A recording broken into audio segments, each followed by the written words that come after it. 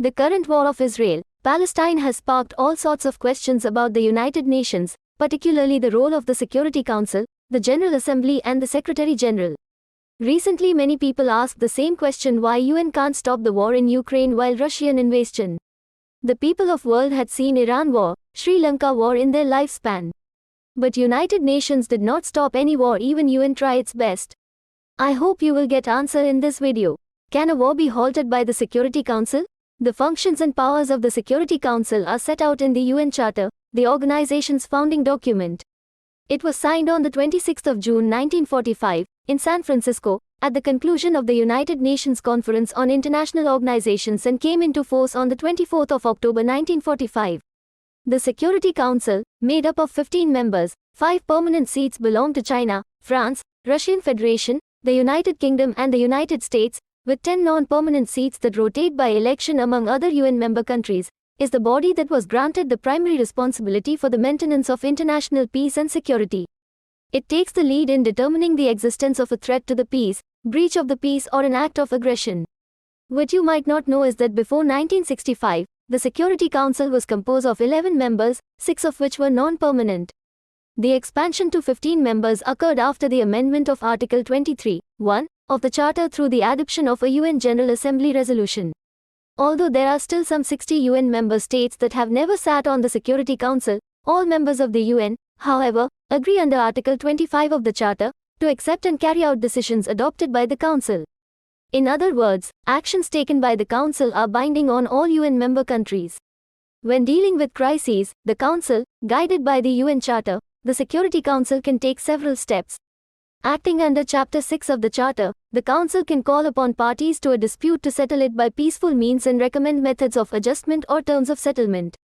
It can also recommend the referral of disputes to the International Court of Justice, which is widely known as the World Court, and is the principal judicial organ of the United Nations, seated at The Hague in the Netherlands.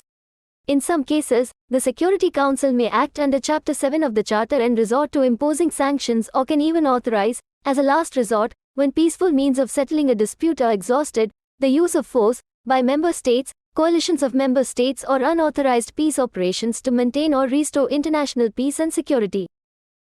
Importantly, the action required to carry out the decisions of the Security Council for the maintenance of international peace and security shall be taken by all the members of the United Nations or by some of them, as the Security Council may determine pursuant to Chapter 7. The first time the Council authorized the use of force was in 1950 under what was referred to as a military enforcement action, to secure the withdrawal of North Korean forces from the Republic of Korea. What is the veto power, and how can it be used? The voting procedure in the Security Council is guided by Article 27 of the UN Charter, which establishes that each member of the Council has one vote. When deciding on procedural matters, 9 members need to vote in favor for a decision to be adopted. On all other matters, an affirmative vote of 9 members, including the concurring votes of the permanent members, is necessary. In other words, a negative vote by any of the permanent 5, China, France, Russian Federation, the United Kingdom or the United States, can prevent the adoption by the Council of any draft resolution relating to substantive matters. Since 1946, all 5 permanent members have exercised the right of veto at one time or another on a variety of issues. To date, approximately 49% of the vetoes had been cast by the Union of Soviet Socialist Republics and thereafter the Russian Federation. The membership of the USSR in the United Nations, including in the Security Council, was continued by the Russian Federation, 29% by the United States, 10% by the United Kingdom, and 6% each by China and France. Can the General Assembly step in when the Security Council is unable to take a decision on stopping a war? According to the General Assembly's 1950 Resolution 377A, widely known as Uniting for Peace, if the Security Council is unable to act because of the lack of unanimity among its 5 veto-wielding permanent members, the Assembly has the power to make recommendations to the wider UN membership for collective measures to maintain or restore international peace and security.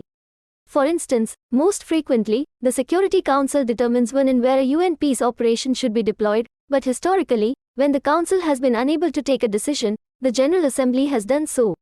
For example, in 1956, the General Assembly established the first UN emergency force in the Middle East. In addition, the General Assembly may meet in emergency special session if requested by 9 members of the Security Council or by a majority of the members of the Assembly.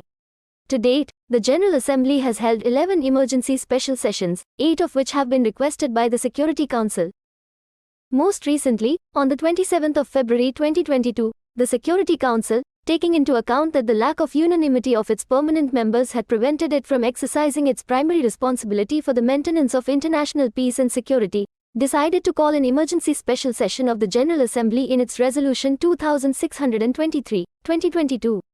As a result, on the 1st of March 2022, the General Assembly, meeting in emergency session, adopted a resolution by which it deplored the aggression by the Russian Federation against Ukraine in violation of Article 2.4 of the Charter and demanded that the Russian Federation immediately cease its use of force against Ukraine and completely and unconditionally withdraw all of its military forces from the territory of Ukraine within its internationally recognized borders.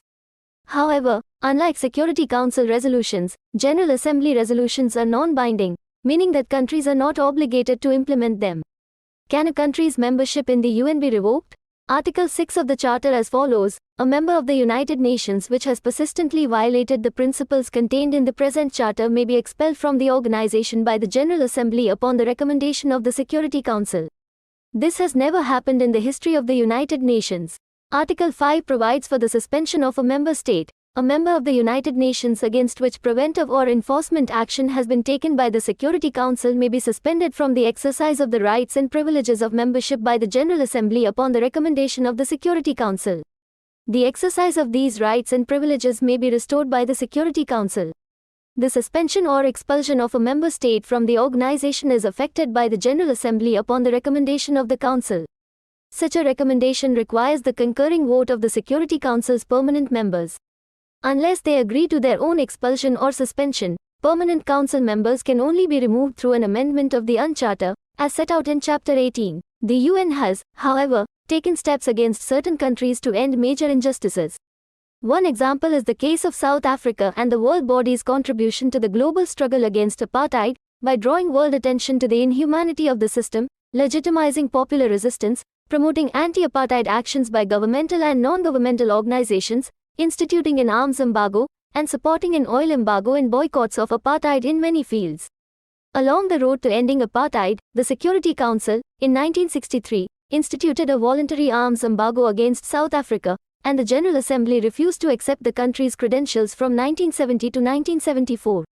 Following this ban, South Africa did not participate in further proceedings of the Assembly until the end of apartheid in 1994.